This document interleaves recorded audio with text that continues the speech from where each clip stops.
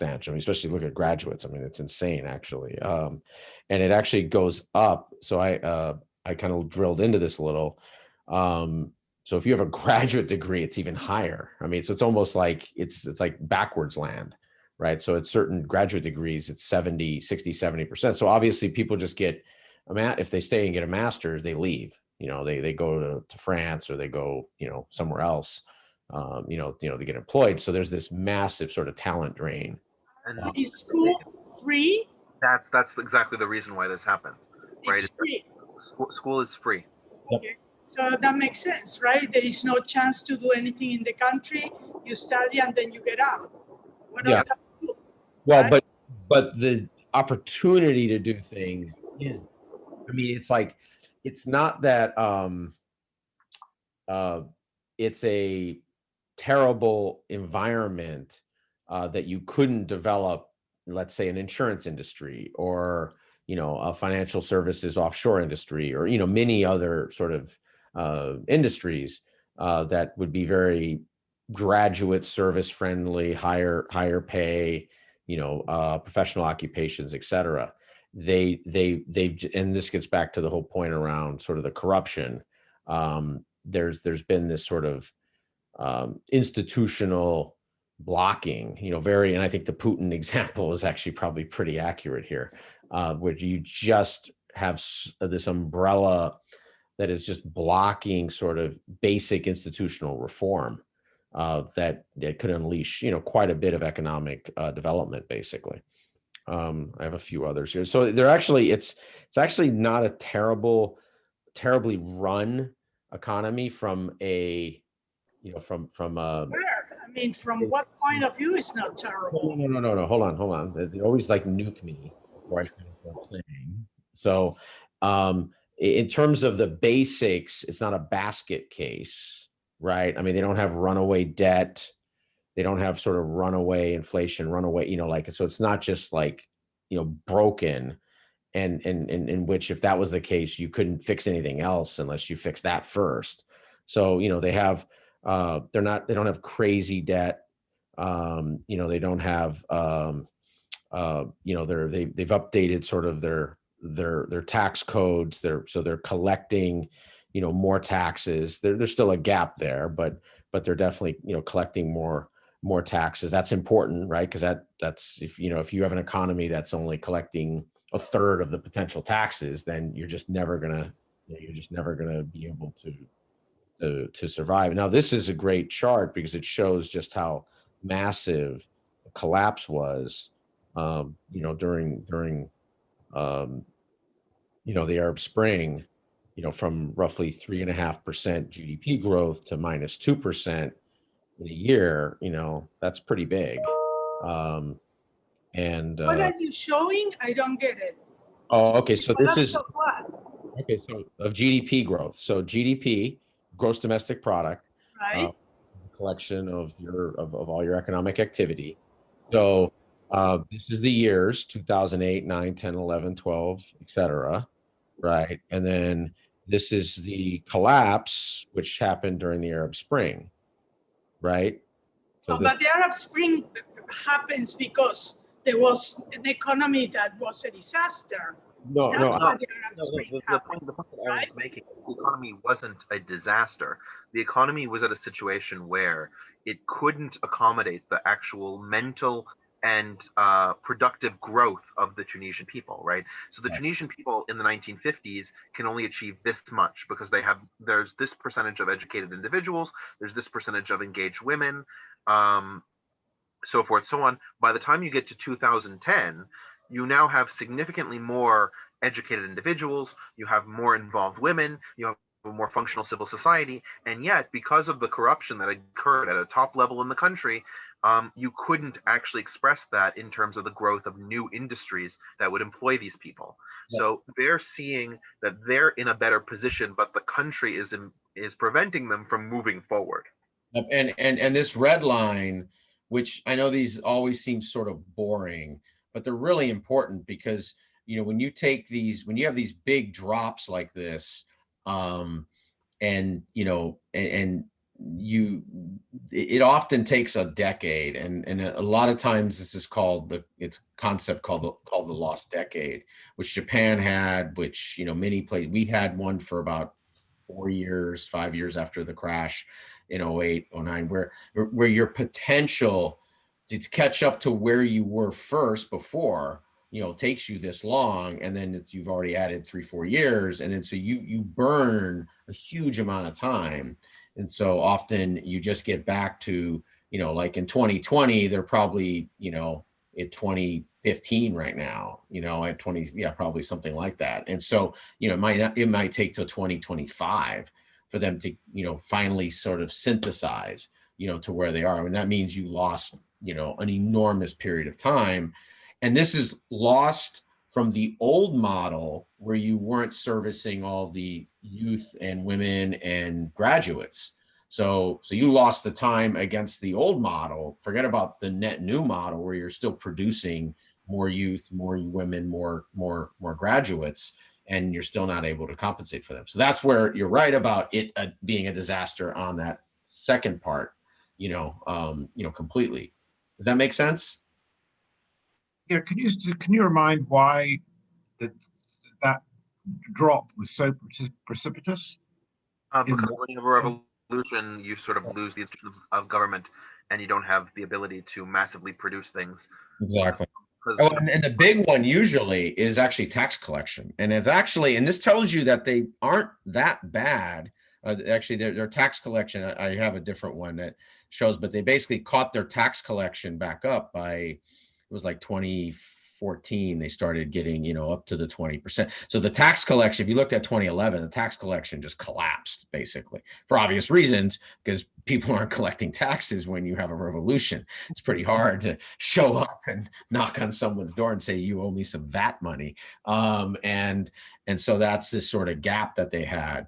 And so this is a feedback loop, right? That's why these sort of boring things like this are really, really important in a society, any society, it doesn't matter, because when you lose that time and that compensation time, right? You think of it as like structures of time, you know, like threads of time. You know, you're trying to catch up as time goes forward, and you're staying behind, you know, constantly, even as you grow. You know, you still might, like I said, you get a lost decade more often than not. That's why it's called that. Most places get a lost decade, unless you have enormous institutional capacity.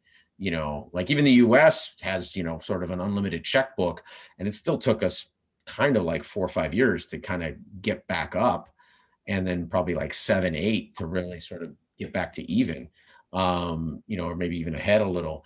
And most places, you know, how many places have that checkbook in the world? So that's, you know, where some of these realities are, which make it sad. They have huge potential. Try to ask quickly. I mean, but the that drop is precipitous, but the recovery seems to be very fast as well. Yeah, well, I mean, yeah, that speaks to their institutional sort of administrative state that you know does work. You know, it's like it isn't like they don't have an institutional state that is like incredibly fragile. It just falls apart at the seams. They do have that infrastructure there, like administratively. So it's, in some ways, it's not their fault, right? The administrators, right? It's the direction of the governance at the leadership level, and more importantly, incorporating the wants and needs and the potentials of their people. Yeah. No, if I can point out here, in Tunisia under Azin, because there's two types of corruption that exist, generally speaking, in a country, right? There's low level corruption of like, do you bribe police officers to do something? Like if you get pulled over, like do you pay police officers a bribe? Do you pay a bribe to go through customs? Do you like these sort of low level things? And then there's high level corruption of government entities will not allow you to form unless you partner with individuals in the government, or money from the coffers just disappears because two individuals that are ministers of whatever have put it into their private accounts. Tunisia had both of these. But it was the higher level corruption, that second category, that's really preventing the modernization of the country. And this goes back to the identity of the Tunisians, right? Tunisians sort of see themselves as somewhere between French culture and other Arab culture, that they're sort of Western aligned. They, like, for example, there's a women's bar association based out of Tunis. Like, there's nothing similar anywhere else in the Arab world, because the idea that you would have a large enough number of women lawyers and that they'd be able to legally organize, um, it wouldn't even occur, right? And so Tunisians see themselves as sort of this vanguard of modern Arab culture and identity, somewhere along a Western European model, but not Western European themselves. And so they're seeing themselves this way, and they have the internet, so they know what Western Europe looks like, and then they're wondering why what they have doesn't match, and why they can't do the things that they're seeing happening in Western Europe, um, or something even close to that. And so that's where the anxiety and the pressure is coming from. Richard, I have a question, and also want to let some of our new members, if they like, or ask questions. This is very interactive. How does Muslim Brotherhood connect or have any connection to Tunis, or does it? The Muslim Brotherhood absolutely is operational in every Arab state. Tunisia is no exception.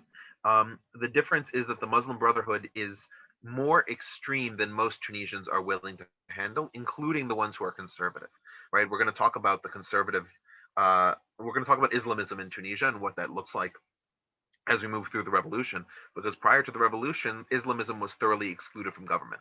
That was Bourguiba did this, and Ezine followed up on this. Both of them agreed that the future trajectory of Tunisia should be a secular one. I'm interested in the idea of corruption often comes up in connection with the Arab Spring and other movements, but I wonder, to what extent is the problem corruption, and to what extent is it the general application of the neoliberal model? In Argentina, there was corruption. The corruption wasn't the main problem. The main problem was selling off of state assets, moving capital out of the country. Real wages just completely froze for, 6 or 7 years. Right. I know that the trade unions were a big part of the Arab Spring in Tunisia, and I find it hard to imagine that their main focus would be corruption. And there was also like 13 to 16% unemployment for quite a while. So how much is corruption kind of a straw man? I actually don't think that I'm still struggling to figure out exactly what you mean by the neoliberal corporates. But if I'm understanding you right, and please correct me, what you're referring to is this idea that there should be global trade, and because of global trade, you have depredations on third world economies. Am I understanding that correctly, or are you referring to something else? Yeah, I guess, global trade is a part of it. Deregulation of trade is another part of it. Things that kind of tend to increase inequality and stagnate real wages from a lot of the population. Sure. Those things were not operating in Tunisia anywhere near the level that they were in Argentina, which you just described. From a functional perspective, Tunisia maintained a good working relationship with France. There were numerous French companies that were operating in Tunisia, and Tunisians were often going to France if they graduated, and that would be their way out of the country, take advantage of their graduate education. There were generally positive views of Western countries, not in terms of their military apparatus, right, but in terms of the mentality and cultural values. In terms of selling off of state assets and this sort of thing, that was generally not an issue in Tunisia. There weren't many state assets to sell off to the West. So yeah, it's not something that where I think it's a cover. The reason you see the labor unions on the side of the revolution is primarily because the labor unions couldn't negotiate effectively with the government actually just stymieing all of the negotiations with the industries, because the industries are directly connected to the government.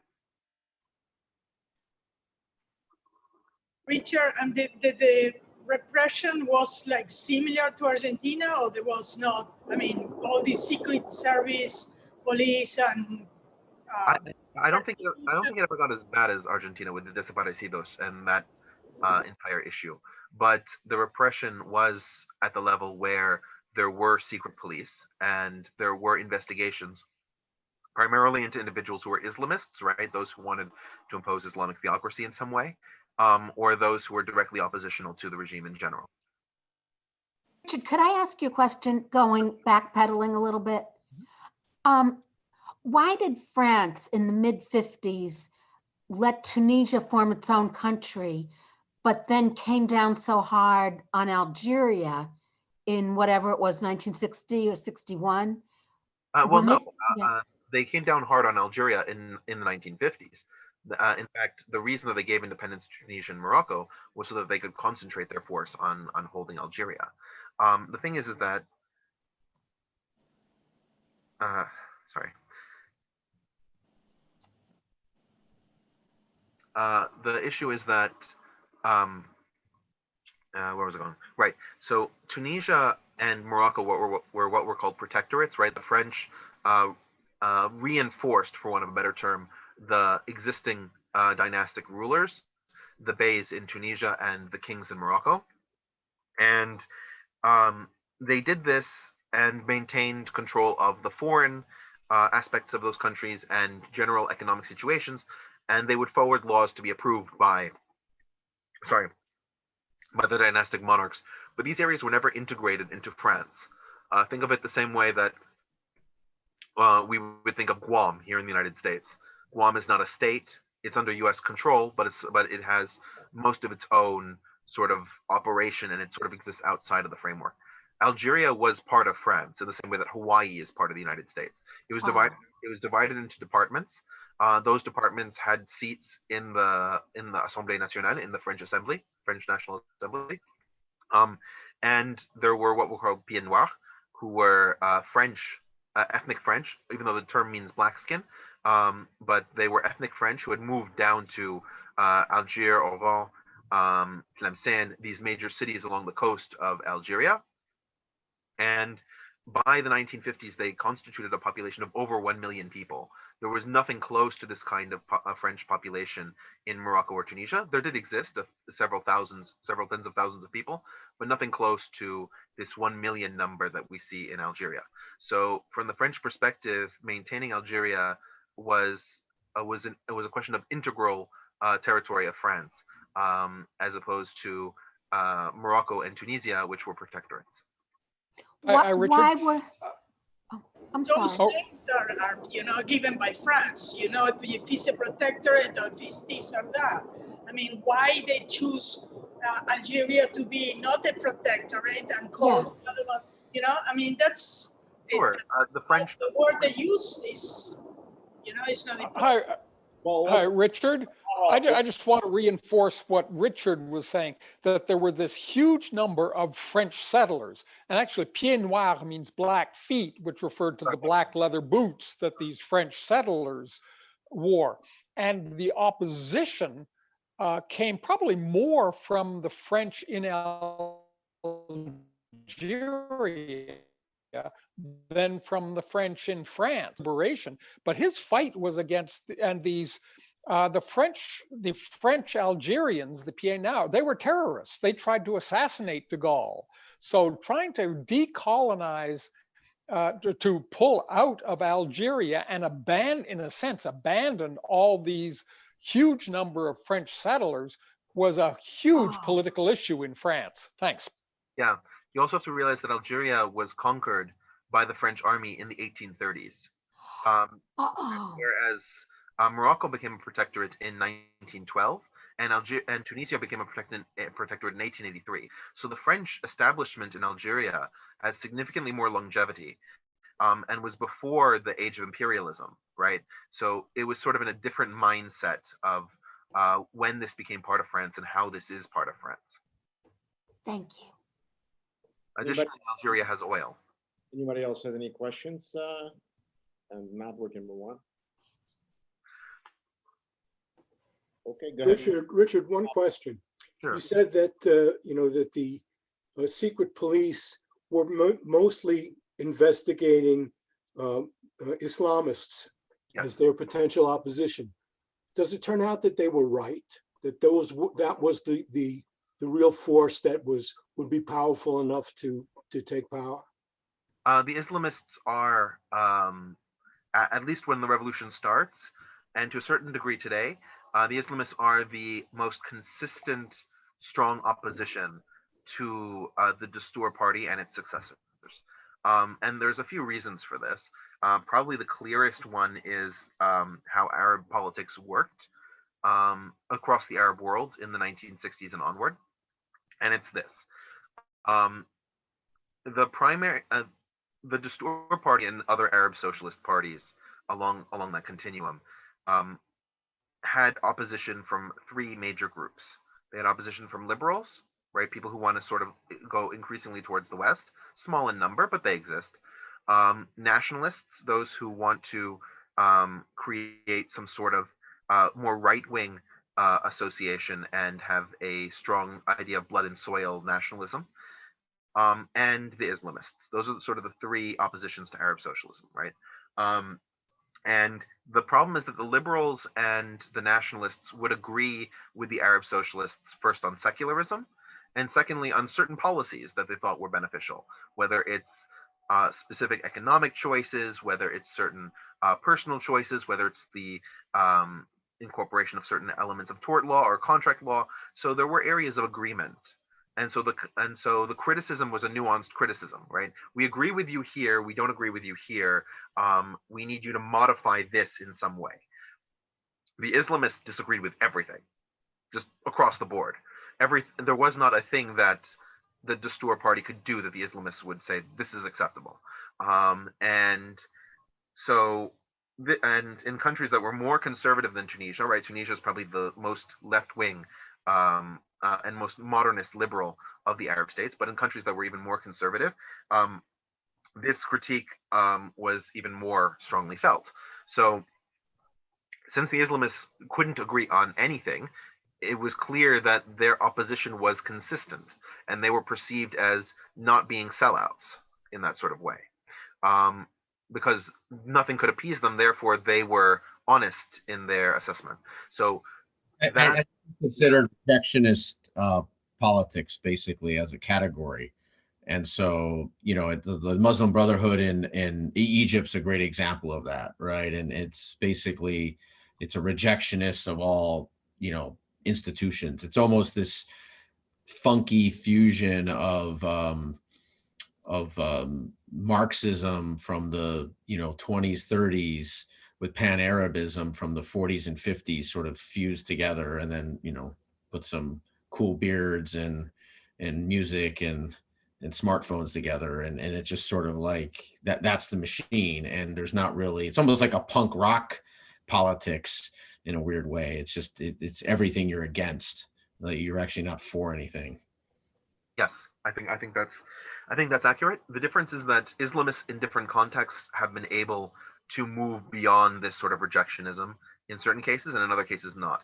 I think Aaron is exactly right to point out Egypt. Egypt is a case where they couldn't move beyond this rejectionism, which is why the Morsi presidency was an absolute disaster. Like forget the loss of democratic possibilities in that country, which led to Sisi's ability to pull off the coup. But from just a functional standpoint, they spent a month debating whether alcohol should be legal in a country that depends on Western European tourism. Yeah, and I actually bring up a great example there. So a place where there is almost like tiered version of rejectionism is like Indonesia. So Indonesia, there is let's say a more liberal Islamist party that's still conservative that actually can cooperate on functional governance, at least at a provincial level. Absolutely, especially if you look at Aceh, which is Islamist run. Or another example is Hamas, right? Hamas actually runs Gaza. they run it relatively well as an authoritarian regime. I don't agree with their political policies, but it's functional. So all right, so now let's go to the actual timeline of what's going on here. So as we pointed out, Mohamed Bouazizi lights himself on fire on 17th December 2010, and then you start seeing protests occur nationwide, and they occurred nationwide for about a month-long period, right? The protests are both on the interior of the country and along the coasts, right? And you have these two sort of separate parallel grievances that we've talked about.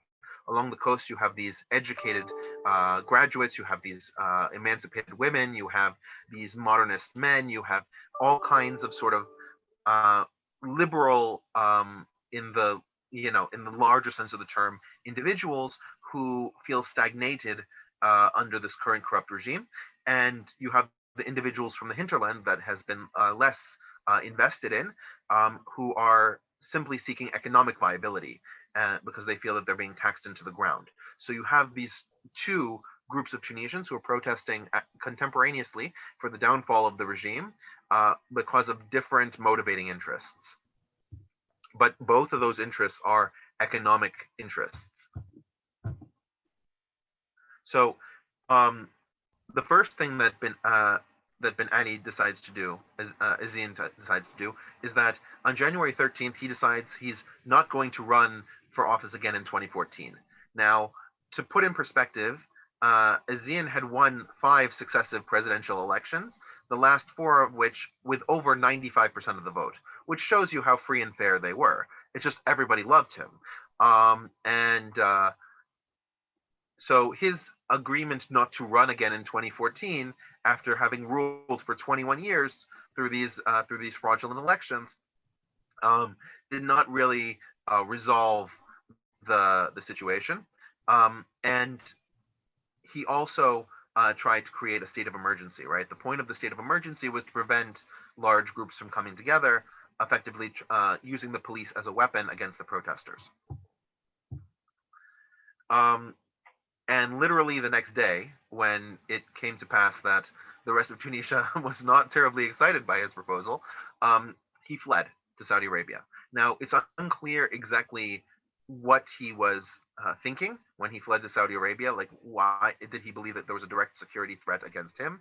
Did he not believe that his police or soldiers would protect him? It's still unclear. I mean, he died in 2019, so he can't give us the answer himself. Maybe his wife will speak for him. But he fled to Saudi Arabia and he lived in exile there. And he had a huge fortune, right? So, I mean, why No, he stayed in Tunisia? His only interest was money. I mean, that's fair. But considering that he's connected to the security apparatus in Tunisia, if he wanted to, I believe that it would have been within his power to mobilize the military against the protesters. I think he did it all the time before, but he couldn't continue. That's why he had to resign. He has to say that he's not going to run. He was pushed to do that, not because he said, "Oh, I'm not going to use the police as," because he had been used the police or the secret, whatever they call it. Mm-hmm.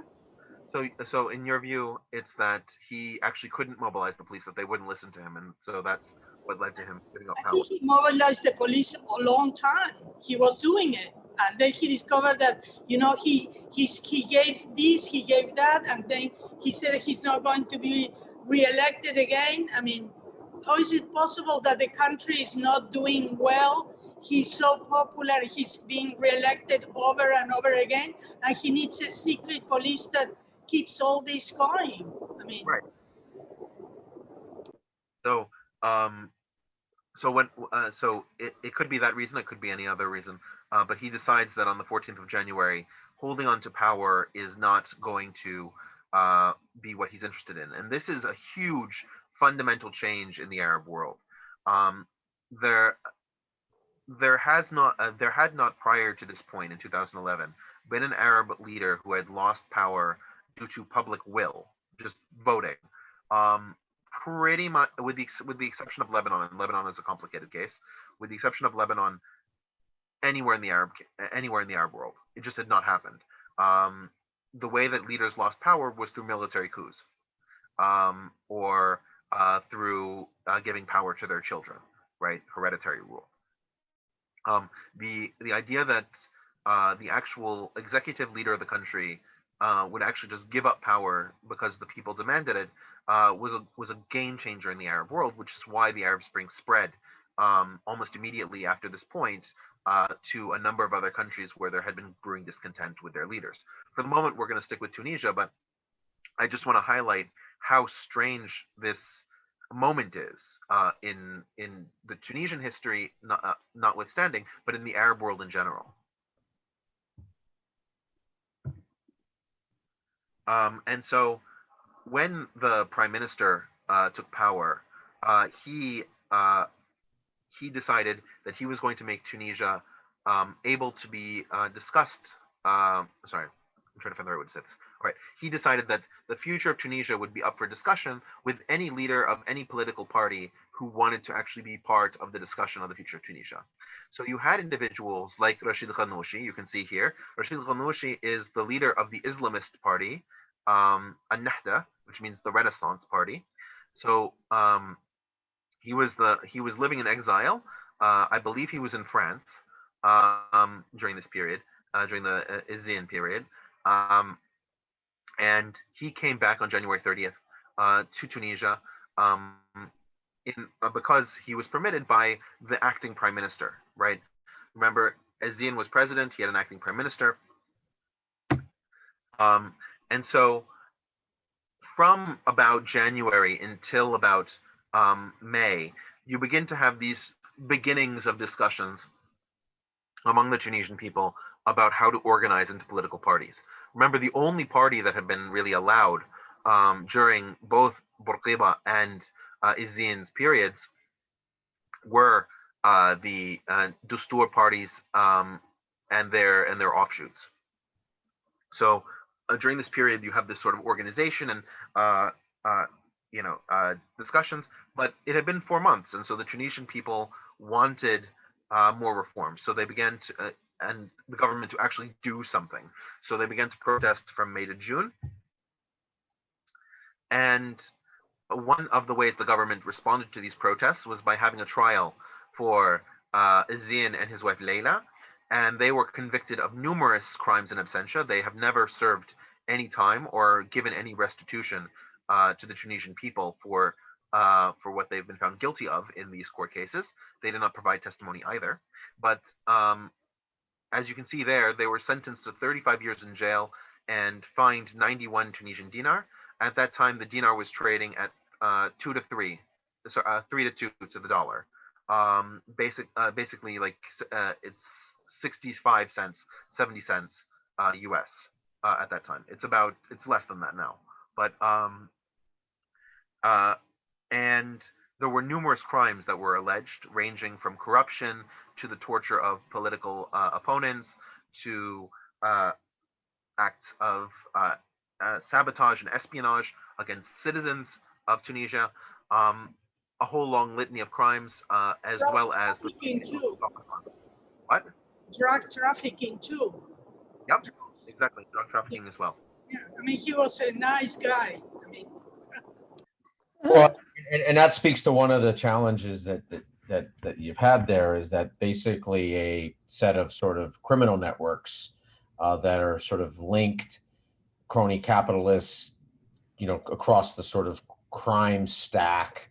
And then, there's a substantial hashish sort of, well, it's a big agricultural country, so being able to layer hashish within that as a cash crop is reasonably easy, and it's and then you have a direct trade route through Spain, into Europe.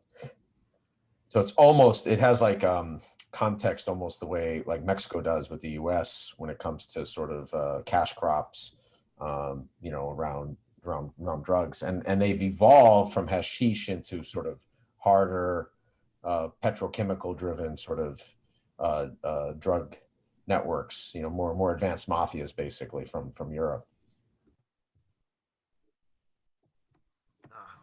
Okay, I was trying to make the thing bigger. Let me see if I can get it again. Okay. Yeah, now we're cooking. All right, so maybe, yeah, it's a little easier to read now, right? All right. So, so as we move into October of 2011, we have the parliamentary elections, and the parliamentary elections were normally scheduled to occur on this date. So they happened to schedule. The difference was that now that you have all these new political parties operating, you have a complete change in the parliament structure. So the biggest party by far was the Nahda, that Renaissance party, that Islamist party, and they won 89 out of the 217 seats.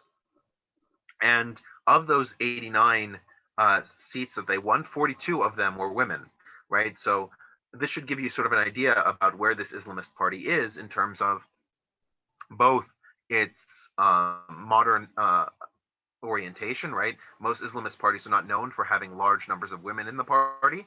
And second, how popular Islamism was among both genders, right? It becomes more of a conservative versus left-wing issue in Tunisian politics, as opposed to some sort of religious versus secular issue in Tunisian politics, where it's, you know, these very masculine men wanting to impose the conservative doctrine, and these very feminist women trying to promote secularism. The balance actually is that both sides have bigendered representation, right? So Richard, this Islamic party is not Islamic, because if you go to the extreme Islamic, yeah, there is no room for the women, and here there is room. I mean, what do you mean by there's no room for the women? Because there's nothing in Islam that says that women can't lead. There's just nothing affirming that they should. They could. Yeah. No, like, so that they could is that you can't. No, but like the thing is, like, for example, if you were to take the Quran and you were to read it, there's absolutely nothing in the Quran that says that you cannot have a woman leader. Right. Yeah, and you've had others like Benazir Bhutto, who's a pretty decent tyrant also, and who was you know, who was female. So you just haven't had this you know, kind of monster, a pipeline of monster mafioso females. But you know, one of the great things of this century's freeing of genders is we can count on a pile of monstrous dictatorial authoritarian mafia women. So I think that'll make, you know, make things really good and fair. Yeah, exactly. The glass cellar. Exactly. How far deep can women go? So like, you know, but it's also the fact that people think about what's normative in Islam from the Saudi point, because that's what's published in the newspapers. So you're totally right. I think what you're hinting at here is that that's not mainstream in the Arab world. It's not that it's not mainstream in the Arab world. There is definitely a patriarchal normativity in the Islamic world. The difference is that it's on a spectrum, and Tunisia is one of the most progressive, if not the most progressive state in the Arab world. And so their views on gender equality probably line up along Eastern European notions of gender equality. It's not, you're not going to find, I mean, if you go to Tunisia, you'll find them. I mean, they're hard to find, but they do exist. You're not going to find like this sort of American campist feminist, you know, tear down the patriarchy, dyed purple hair. You can find it if you look for it, but it's not the dominant view in Tunisia. The dominant view is something probably closer to Eastern European views on the role of women and how women are equal, but not entirely equal. Well, it has like this funky version that's like its own version of Turkey, really. Mm-hmm. Have this secularism, but it's anchored. In some ways, you can make an argument for a long time, the same way there was this sort of undergirding of Christianity in America as this sort of, you know, I don't even call it a political religion, because in Turkey, it's really not a political religion. It's sort of become one a little, but I mean, over time, it wasn't that. People could basically be, you know, religious, but they were they were politically, nationalistically Turkish, right? It's so they could hold those two evident beliefs. And I think that what makes this important in a place like Tunisia, just like Turkey, is that it wasn't pan-Arabism, right? That's the big hook. And Saudi, and you could argue Saudi Wahhabism was its own sort of version of pan-Arabism, without sort of the political institutional level of it, versus like Nasserism, which incorporated politics. I mean, incorporated like political administration is what I'm trying to say. If that makes sense. I'm sorry, didn't Ennahda, and I'm sorry about my pronunciation, didn't they propose a constitution though that was very patriarchal, that was been defeated by a coalition of the other parties in the unions? They proposed, yes, they proposed a constitution that was deemed too patriarchal by the secularist parties. That's absolutely the case, but you have to remember they are the conservatives in the Tunisian context, right? So imagine if the evangelicals proposed amendments to the US Constitution. They would be voted down by the Democratic Party more so than the Republican Party, right? But they would be voted down by the Democratic Party because they would say that these are maybe more Christianist or dominionist values as opposed to American secularist values, right? And so they would vote them down. But it's not as if the evangelicals are proposing, like, I don't know, to throw up crosses and crucify gays in the street, right? Like the level of patriarchalness in Tunisia is less than you would expect from an Islamist party, let's say in Egypt, or let's say especially in Saudi Arabia. One of the things that's really cool about this election that took place in October of 2011 is that you had massive participation. Of course, the elections under Azin were a joke, and everybody knew that they were a joke, and so the participation was relatively low. Maybe 40%, maybe 50% of the electorate voted.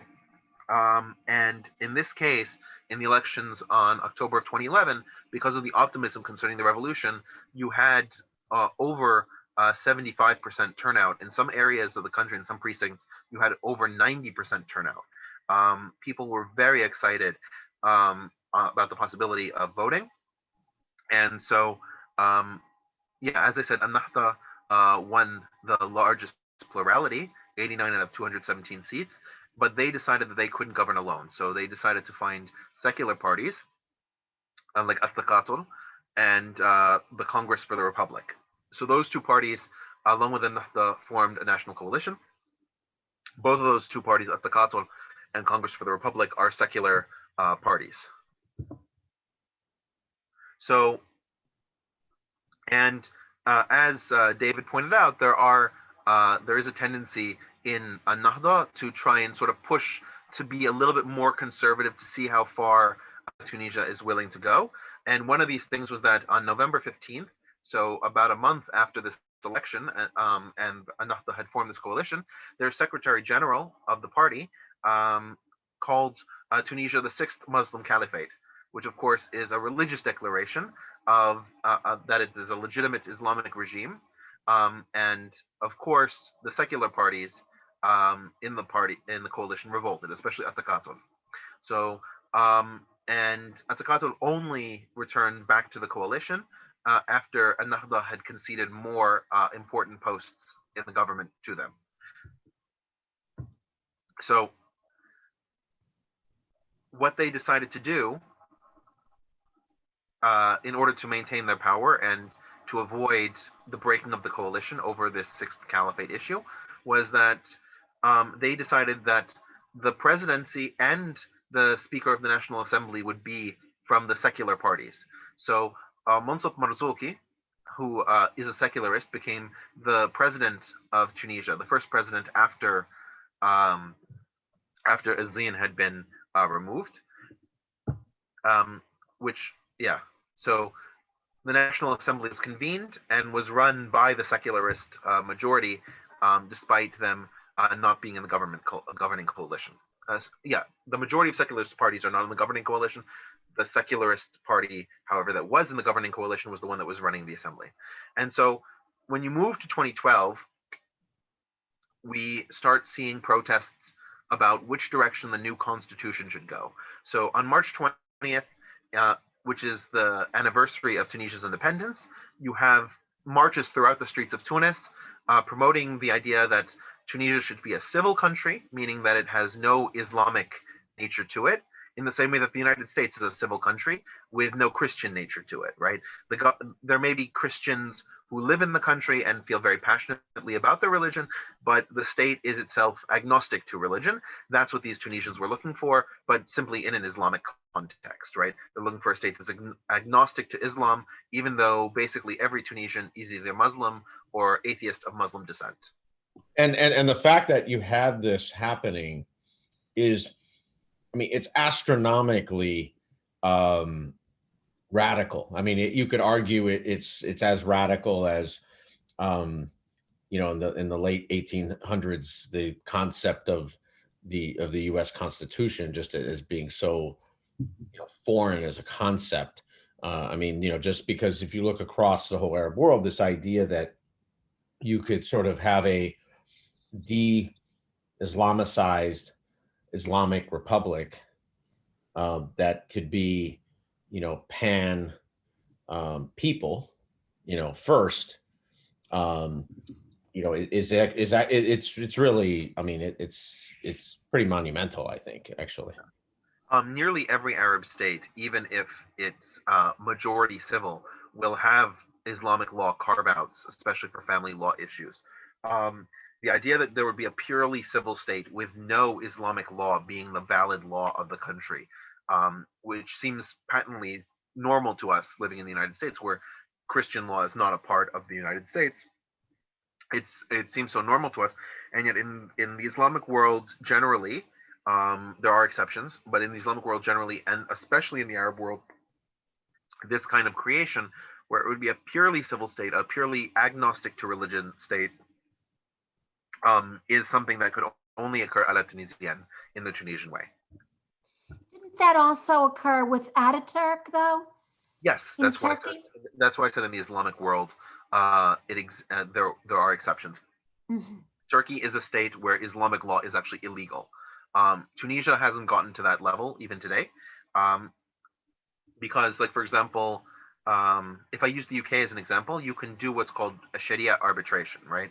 If you are a Muslim couple married in the United Kingdom, by default, you would go according to the secular divorce laws, but you can choose with an arbitrator. If both the husband and wife consent, they can be judged according to Islamic law, right, and have their divorce adjudicated according to the Islamic rules, despite the fact that they would result in a different outcome for the divorcing couple than the secular English laws would.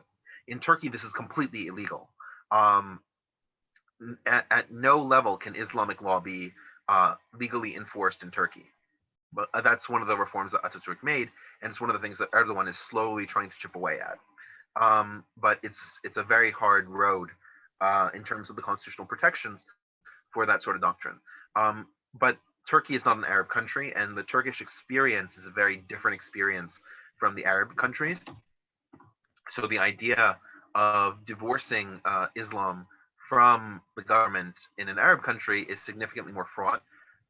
Number one, because Arabs tend to be more religious than the coastal Turks, among whom Ataturk grew up. So Ataturk grew up relatively secular. There's a debate even about whether Ataturk himself was atheist. There are good arguments on both sides. I believe he was atheist, but there are people who say he was a believing Muslim. In the Arab world, and so Ataturk, being this kind of force who liberated Turkey from the possibility of imperialism after World War I, had a lot of clout in order to change the country, much the same way that Bourguiba, having liberated the country from the French, had a lot of clout in order to secularize the country. But even then, he couldn't renounce Islam because Islam was part of the resistance to the imperialist occupation. I mean, I would say the analogy to Ataturk that's closest when it comes to his sort of religious political behavior is very much like Jefferson as a deist relative to the time he was in. Yeah. That was just a radical belief to have, especially for a massive public figure. And you know, and obviously he, you know, as a as a sort of Frederick the Great of Turkey, you know, he was able to establish, you know, sort of his ruling legal system, which, you know, I think that's pretty it's almost impossible to copy that. Absolutely.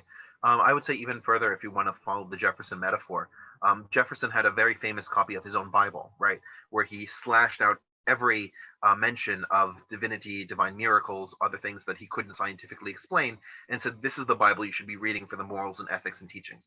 Um, Ataturk also took the Quran, and he had an official Turkish translation made of the Quran. In his view, he made it very clear that the reason he translated the Quran into Turkish is so that way every Turk would be able to know what it said, and therefore they could choose whether to believe it or not. Because if it was in Arabic and only in Arabic, then it was a foreign language to Turks, and they had to listen to their imams to figure out what it meant, and so their understanding was completely conditioned on how that imam felt about the Quran and not what the verses actually said. So you can see sort of like Protestant, right? Like Protestant, they're very similar. Yeah. And also, you know, I mean, we don't see it today as much. I mean, well, it's there, but we don't learn about it as much. But then you'd be having allegiance to you know, to Kabbalah or to Mecca or, you know, to some other potential power structure, and that was something he absolutely did not want to have. Absolutely. Okay, so we just talked about how on March 20th we had a massive protest in Tunis that was in favor of creating a civil state. So 5 days later we have a massive protest also in Tunis for the creation of an Islamic state, right? That the state will secure that Islam would be part of the country. But surprisingly, the day after that, Ennahda, right, this Islamist party, made an official declaration that they would accede to the secular party's desire to not have Sharia as part of the national law, right? So what does this mean, right? Because under the constitution of every Arab state, up to this point, it would say the law of this state is civil and is Sharia, right? That both of these things are aspects of the law code that will be operating. In some countries like Saudi Arabia, it would just be Sharia. There's no civil code in Saudi Arabia. But the idea that Sharia, and including under Bourguiba and Azin, the constitution said the law will be both civil and Islamic, right? Civil code typically in Tunisia beforehand covered things like contracts, torts, property law, evidence law, trades, these kinds of things. And Islamic law covered family law, trusts and estates, and I'm trying to think of what else. And some aspects of criminal law were covered by Islamic law, and some aspects were covered by civil law, more by civil law than by Islamic law. But you had this sort of mix of two laws, and by Ennahda, the conservatives, right, the Islamist conservatives, saying that they're taking Sharia out of the mix, this was a huge game changer in terms of the creation of a purely non-religious Tunisian country.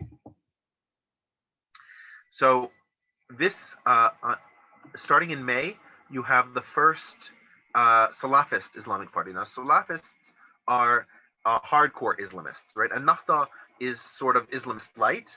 The Salafists are more serious. So Islah, meaning reform, ironic name, right? The Reform Party becomes the first officially legal, right? Because the Tunisian government is still issuing licenses to political parties, but now every party can apply for a license, and Islah is the first one to get the official license in Tunisia. Thankfully, because of the moderation of the Tunisian people, Islah does not do well in most elections. You have some support, especially in cities like Kairouan, for more Islamist groups, but generally speaking, they don't tend to get a lot of votes outside of Ennahda. Well, and they also have this massive internal contradiction, because obviously there's suffrage and agency for women in voting, and they, especially the Salafists, basically refuse to have women, or to what do you call it, to go after votes. What's the word for that? To can't think right now. To give them suffrage. Well, no, not suffrage. Like, when if you're running for an election, you have like a campaign, but it's like it's more than that. But like to basically campaign for women voters, the Salafists won't do that, which obviously reduces how much weaker they were already going to be to almost infinitesimal levels. Right, exactly. To the point that there were even like cartoons, like it's almost like a joke. You know. So then on 29th of May, you start having more and more attacks on the old guard in the Izzian regime. Because then Izzian had left and gone to Saudi Arabia, as we mentioned. But the majority of the people who were actually running the country in terms of the administrative state were still from the Izzian period. So you start having a number of magistrates and individuals in the administrative state who are beginning to be removed from their positions because of their ties to Izzian and the possibility that they were engaged in corruption during their time in office. And this gets to the point where a number of other officials, especially judges, begin to have a strike to protest the firing of these magistrates and seeking the clarity that their own positions would not be terminated as well. Let's see. Yeah. This is another secularist party being created.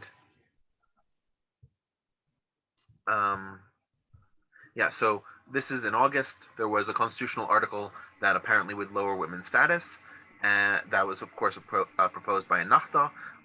It was not approved, and it was because there were thousands of protesters in Tunisia who protested against this.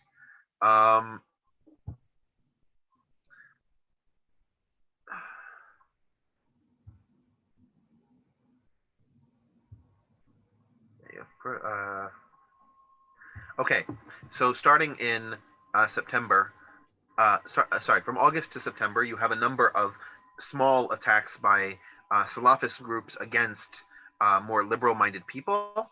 One of these particular attacks was that the neighborhood of Aulad was attacked, which is Aulad is a neighborhood around Tunis that is a secular neighborhood. Around 20 people were injured. You also have the protestation against, I'm trying to remember what the name of the film was. It was like Age of Innocence or something like that. There was this American film that came out that was a parody about, like a very bad parody of Islam. And there were protests across the Islamic world about it. There were Salafist protests in Tunisia about it as well. So yeah, go ahead. Oh, and it's great you brought up the cinema. Because of the French past, there's actually a very strong sort of cinematic culture there. Obviously French cinema, and a lot of, they have a famous film school there, et cetera. And one of the things that the Salafists wanted to kind of throw down their own sort of, Wahhabi gangster version of, bans on films and censorship and committees and all that other weird stuff. And even conservative, like you see this in many countries in the world, people who are obviously more publicly conservative and privately more liberal, they got angry, right? Because that's part of their entertainment, right? That's that kind of dualism that they had, culturally. And so the Salafists always shot themselves in the foot, which is good. But that was something that that was a big deal, actually, around the film industry. Absolutely. And part of it was they lost older people, because younger people, have been, migrating away from traditional cinema for a long time. But older people, still will be film buffs and go to movies and all that type of stuff. And so this really created this larger schism, with across really all the demographics. That's right. And so basically, because it was deeply unpopular, remember, Monsef Marzouki, who is the man you can see here in this picture, he's the president of Tunisia. He's from the CFR, which is a left-wing secular party. And he's the president. He vows to crack down on these Salafists, and he is supported actually by Ghanouchi, who is the leader of Ennahda. So it's clear that all the sides of the coalition that are governing are in favor of promoting peace and not listening to the Salafist claims at this period, not cowing into violence.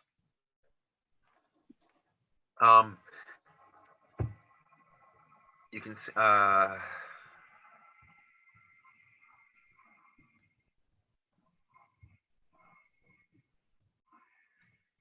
you have here on the 28th of March that Ansar al-Sharia, which is not a part of the Tunisian government. Ansar al-Sharia is a terrorist organization. They threatened to overthrow the Tunisian government, and accordingly, they were declared a terrorist organization and made illegal in Tunisia. You have assassinations of certain officials. Probably the most famous one was Mohammed Brahmi. Mohammed Brahmi was an ardent secularist, and he was assassinated. We believe that he was assassinated by Salafists. So, Richard, was one of these groups the group, you remember there was a beach terrorist attack, and a bunch of British tourists were killed? Do you remember that? That happened in 2015. This isn't still in 2013. Oh. Yeah. At this point, the Islamic extremists are not targeting foreigners because their hope is that since the constitution hasn't been formalized, that they can intercept it at this sort of weaker point.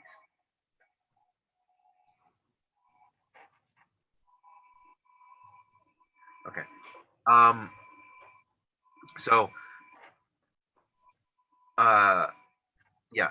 So now you start to have a political crisis as a result of the general failure of the secularists to believe that Islamists are negotiating good faith, are negotiating in good faith. So, yeah, you can see that the quartet is trying to bring Ennahda and the secular parties together to resolve the political crisis.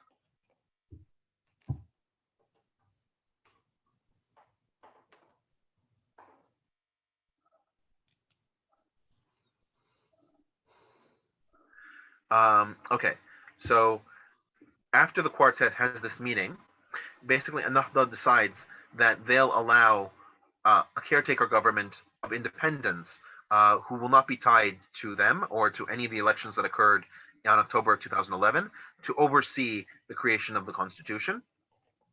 And these independents hold their position until February of 2015. So during this next year, during 2014, we begin to see the creation of modern Tunisia. So you can see in this picture, in the center, you have Monsef Marzouki, right, the new president of Tunisia, with other Tunisian politicians, proudly holding up the first constitution in Tunisia, and it's ratified. As we talked about before, Tunisia was declared a civil state in this constitution, and there were new rights guaranteed to all Tunisians in the constitution. So I'm trying to think. Yeah. So as we move through 2014, right, there was another parliamentary election on October 26th, right? The parliamentary elections happen every 3 years. So the last one was in 2011. This one's in 2014. And Nida Tunis, or the Tunis, I guess Tunis Club, Tunisia Club. Nida Tunis is a secular party, and they won 85 seats. which was more than Ennahda in that election, which only won 69 seats. And because Nida Tunis was in the leadership position, they were able to name the prime minister and create their own coalition. So Ennahda was no longer in the coalition, and presidential elections were held, and a new president was elected, and this was Qaid Essebsi. Qaid Essebsi won 39% of the vote, and Marzouki won 33% of the vote. After they had the runoff, Qaid Essebsi won, and he was from Nida Tunis as well. So the country remained secular. Now, Qaid Essebsi, you can see his image here. He was he won the runoff in December 21st, 2014, and he won this and he is considered somebody who was connected to the Azian regime, right? He was a relatively strong bureaucrat during that period, and so for many Tunisians, it was seen as a return to normalcy. For other Tunisians, they saw it as sort of an undoing of the revolution, despite the fact that they had a new constitution. Let's see. This, of course, is what we were talking about before, Greg and I. The Bardo Museum was attacked on March 18th, 2015. This was only a few days later relative to when the British tourists were attacked. So, yeah. So in the Bardo, 20 foreign tourists were killed, and 4 Tunisians were killed. But the commander behind the attacks was killed a few weeks later by Tunisian forces. That's pretty much the story of the revolution. The rest of this is just a sort of economics. This is the gunman who killed people at the Tunisian beach, which I believe Maggie brought up in June 26th.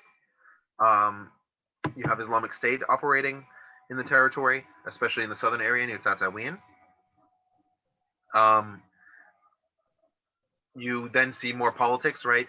Nida Tunis, some members resign, so Ennahda now becomes the largest party in the parliament. You have all kinds of different issues, but the revolution itself is pretty much over by this point. And it really comes down to the question of governance. Now, there are a lot of people who have been less than excited by the progress that Tunisia has made during this period, and I think Aaron made a really great point earlier, which is that the recovery from the period of revolution, which sort of knocked down a lot of aspects of the economy, the recovery is slow, and so it's not today where it was in 2010. Additionally, a number of the aspects of corruption, right, that were handled by those magistrates have more or less remained under the control of those magistrates.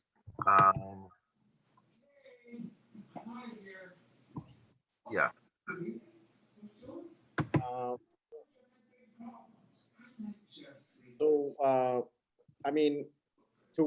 The question, sorry, Richard. The question is the following. Of all the, revolutions, Arab Spring Revolution or whatever, they said that Tunis, actually was the most successful, or so to speak, able to establish, a government. And, we obviously see bad examples, Syria, Yemen. It's just horrendous. Syria was a peaceful, not peaceful, but under Assad was a totalitarian leader. And, it's like, almost do not touch something that you don't know, otherwise it'll explode. So what do you think about, why is it only Tunis that worked? Everything else doesn't work. There are a few reasons that I think Tunisia is special in a way that other Arab countries are not. The first one is that Tunisia has an extensive civil society. I mentioned before, for example, that there's a women's bar association in Tunisia. There's all kinds of academic and political associations that existed in Tunisia long before the Azian regime ended. And so because people were connected in this way, you had the sort of educated, literate class that could actually function in a democracy. So that's number one. Number two, we saw that Ennahda as a political party was much more interested in being sort of a conservative political party than a theocratic political party. And in fact, one of the declarations that they made in 2016, after the attacks from Islamic State, is that they're pursuing Islamic democracy. They're not pursuing Islamic theocracy. And they made that declaration very clear, and it was something that they had been doing for most of the time that they had been involved with the state. So it's a very different sort of Islamist party than what you would see, for example, in Egypt or in I'm trying to think of some of the other or Istiklal in Morocco, or some of the other Islamist parties that have much more of a theocratic agenda. And the third thing that really distinguished Tunisia is that Zian left without putting up any real fight, right? The countries where the leaders left without a fight were the ones that did not spiral into war. Um, uh, Egypt is another good example here. Like, I mean, Egypt became a problem after the Muslim Brotherhood won the election, but Egypt never went to war, and so you never had mass death in Egypt. In contrast, what we see in Syria, what we see in Libya, what we see in Yemen are all cases where the leaders refused to acknowledge that the revolutions were unseating them. And the big thing there is that you're ultimately forcing a factionalization in the army. And when you do that, and the army is the one, obviously, that has the majority of kinetic capacity, you then start having this sort of extreme, Hobbesian sort of all versus all that goes on, very much like Libya, right? Where you have, at one point, I think it was 6 maybe factions that basically had forces that were, operating in the country. composite level of at least, a couple brigades to a division, up to 3-4 divisions. And if you've got forces of those sizes, well armed, and they had, 60 years of arms, you know, you can sustain a lot of fighting, especially if, as long as you have some agriculture and some fuel, which, Libya has, and arms. I mean, people can fight for eons. So it's, It's interesting in Libya, there are foreign involvement and they support different faction. That's fuel a lot, right? And Well, I still don't get a clear picture. I know that Turks on the one side, Russian on the other side. more balance of power for all of the gas, for the energy, because obviously Turkey is making I would say, mini Russia, mini China play, like their version of the South China Sea is, they're trying to say, is this sort of, a big chunk of the Mediterranean. And so the moment they, drop anchor, the Russians, of course, will.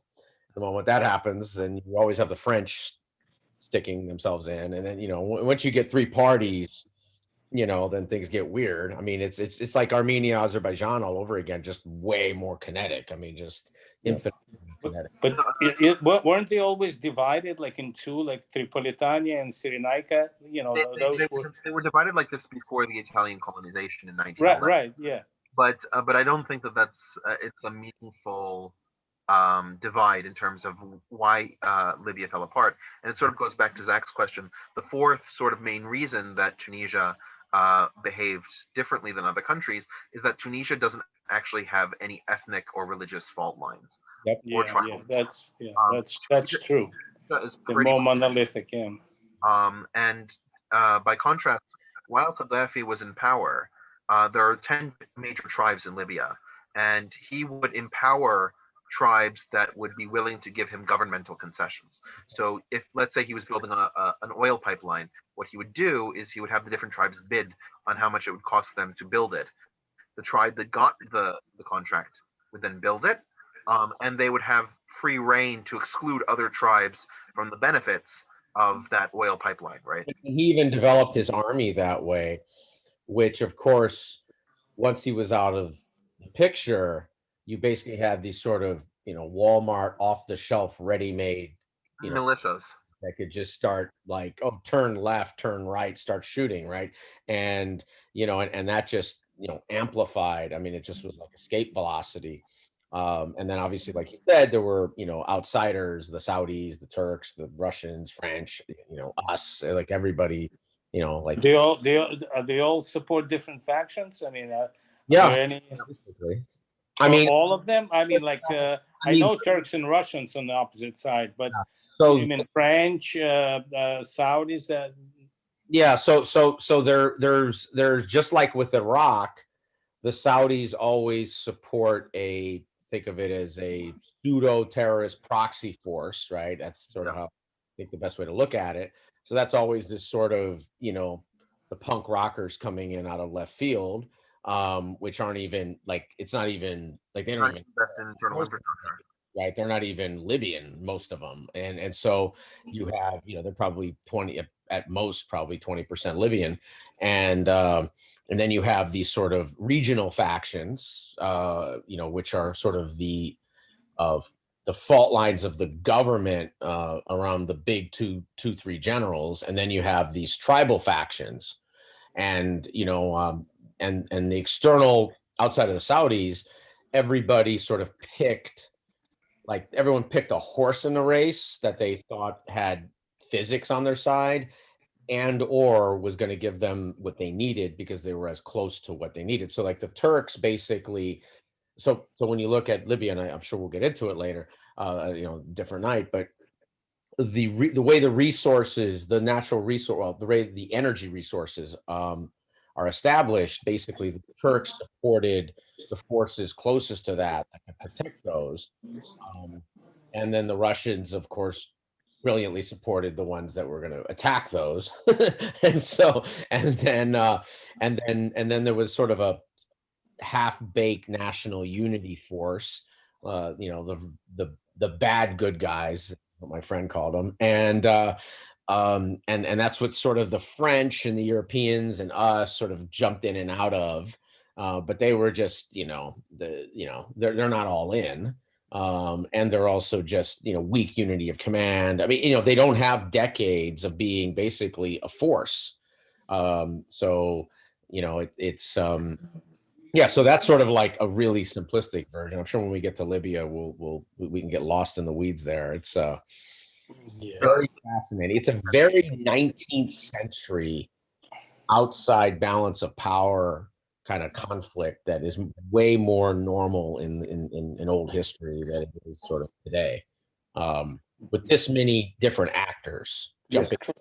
And the other thing to support what Aaron is saying is that if you look at the pipelines in Libya, they almost form like a barcode in terms of that they're almost all north-south, and there are numerous ones that exist in parallel, which means that you can have numerous along the coast different states that are all oil productive entities. I mean, the biggest ones obviously are Tobruk in the east and Tripoli in the west. But for example, Sirte, which is along the coast, also has its own oil depots. So you can control different parts along the coast and still have something that is economically viable and productive from the position of a imperialist or colonizer. Yeah, and you also want to. It's kind of weird. It's like the Russians either want a nice minority stake, or they want the whole thing leveled, right? So it's actually a good old school game theory model to have. It's actually pretty strategic. what about Tunisia? Do they have any oil? They have some oil. It's not comparable to like Libya. No, they don't have. They're not a major producer. It's not. I mean, it's not comparable to Libyan oil, and it's not comparable to Algerian natural gas. But whatever they produce, I mean, this is interesting. They do. I mean, I think it's 97% of it. They're able to self sort of fuel, but that's also in this limited development state that they're in. So, obviously, if they grew, I mean, ideally, if you could de-suckify the parties, you could create a very healthy, trans North African sort of energy, coalition or group, and then they could share their strengths between natural gas, between oil and blah, blah, blah, processing, you name it. Because that is one of the saddest things about Libya, is that even though obviously Gaddafi madman and insane. They did actually have pretty sophisticated processing facilities, a lot of which, were the French helping them out for so long, and even the Germans. So they did have that technical capability, that you could, theoretically rebuild one day. The other thing is that Tunisia is incredibly close to Sicily. Yeah. So if there was the Yeah. will to create such a consortium, you could and pay the money, you could create an oil pipeline that would go directly from Libya, and a natural gas pipeline that could go directly from Algeria into the Italian peninsula. And so it's actually very interesting that you say that. Through Malta, right? Yeah. Through, So- Malta is in between, right? Malta is in between, but it wouldn't be the right, like the pipeline would be longer if it went to Malta.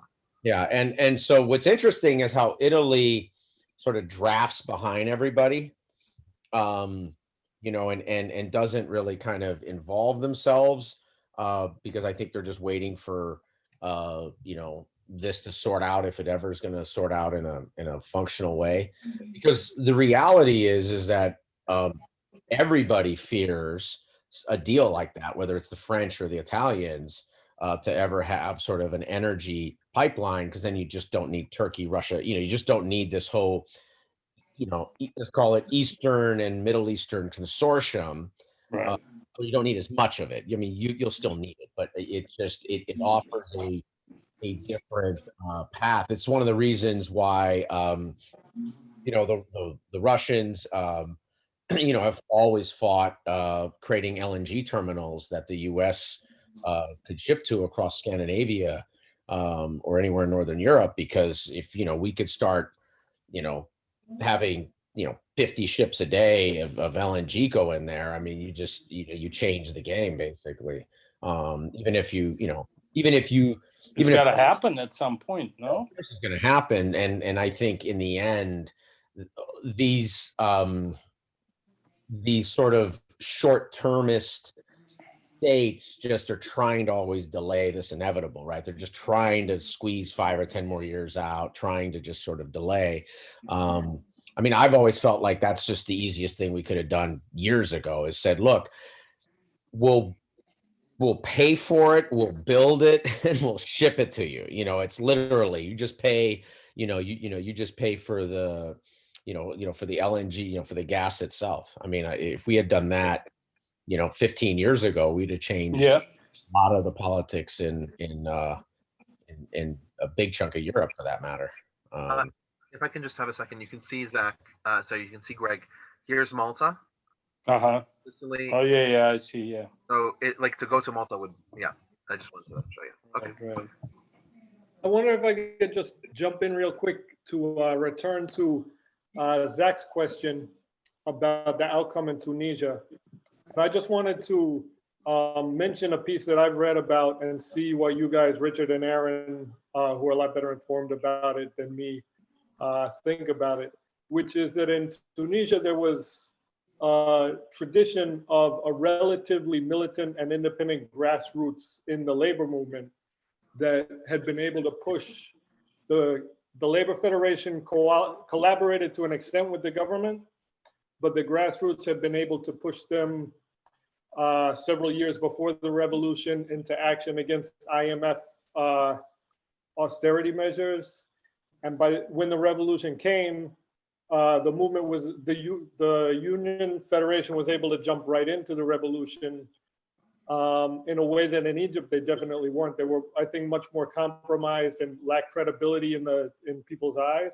And when it came time for the quartet to negotiate during the crisis, they also had the clout of there actually being a general strike at the time that had shut down industry in the country. And from what I understand, the Union Federation has more members than any of the political parties. Yeah, that's correct. Yeah. I was actually going to say, if you know the Gilets jaunes movement in France, the Yellow Vest movement in France, there's actually an analog among the Tunisian labor movement, Gilets rouges, the red vests, right? Because the colors of Tunisia are red and white. So the labor movement absolutely has a key role in negotiating a lot of the aspects of the revolution. I can't speak to whether they prevented the IMF from entering. Like, I don't know, but it wouldn't surprise me if that had been done. Yeah, I mean, one of the things, and I'll put in here this good, it's a good Brookings, talking about sort of the economy, and is that, you know, just like in our biggest cities, you know, it's like this everywhere, really. There is this sort of conflict between new growth, you know, and sort of legacy labor and legacy sort of institutions. So there's a very strong labor movement that has, you know, a very strong, um, it's almost like they almost have a deal with the state around the management of industries, which then of course feeds this, um, you know, this very inefficient and lack of sort of competitive and innovative environment, which then feeds all of those youth that can't get a job. And so there's this, you know, it has a French dynamic to it, right? The French have that same dynamic where um, it's very difficult to try to reform labor policies or industries, and so you'll have extremely high unemployment for youths, for even in France for graduates. And when people get a job, it's like they just keep the job, right? There's not a lot of labor mobility, and you have really a similar dynamic there. And then on top of it, you have obviously a more agrarian economy. Now, one thing that isn't talked about, that actually I think really important, big picture, is that you know, the assumption around food in revolution, we sort of just assume like that doesn't matter. But you know, like you look at Egypt and bread, and that was a big deal. Um, and I think one of the things that you have that works into Tunisian advantage is they have a very robust agricultural sector, and it's almost like it's you know, I mean, it's like any agricultural society that's very strong. I mean, the United States had a very strong agricultural society, and even to this day, it's sort of an untouchable. It's like a third rail, and in Tunisia, it's the same thing. And so you have that, which I think is important actually, because it's stabilizing influence. And so, you know, you don't have food riots, right? Like that would be like that would sound like food riots here, right? It just would sound, that doesn't mean there aren't people with food insecurity or challenges, but it's something that is so baked in, no pun intended, but you know, to sort of the Tunisian culture when it comes to agriculture. And I had a list here I can show you if you guys are interested on and you can see kind of the scale of the agriculture. Oh, here we go. Where's it here? Tell me when you see.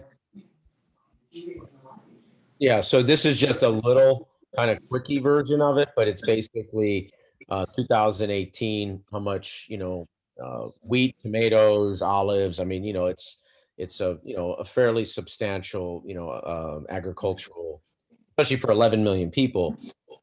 You know, it's they produce a tremendous amount of food, and then I have some other data here, which is, you know, goes into the like the weed, literally, no pun intended, where, you know, it just breaks down the amount of, you know, hectares they have in, you know, all these different, you know, I mean, the food stocks are just insane, right? I mean, it's literally goes on for pages of the amount of food that they make in the country.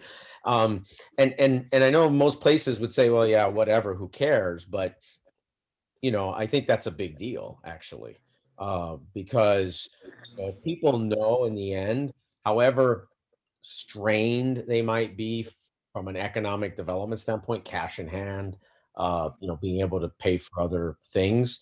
If your shelter, your electricity, so they haven't had really electricity problems, you know, those type of issues. You know, food. I mean, if you have these Maslowian sort of basics, um, you know, that doesn't mean you're comfortable with that, but it means that you're fighting over different things, right? You're fighting over your agency, you're fighting over your constitution, kind of you're fighting over your future. And I think that does make Tunisia very different that way. Um, which I think is a big deal. And I think the resource curse doesn't hit them, right? So and that makes it a harder thing for those countries, right? So when Libyans want to have whatever, a functional state, there is this dimension to it, which is like, who's going to use the oil revenues and the energy revenues appropriately for the people, right? In Tunisia, they don't have that sort of same resource curse that way. And the big thing also about all of those, all the agriculture, is they have a real cooperative system. They built that in the 60s, I think. I think it was the late 50s and 60s they built it. Then they reformed it in the 70s and early 80s. So they have like farm cooperatives, and those are unionized.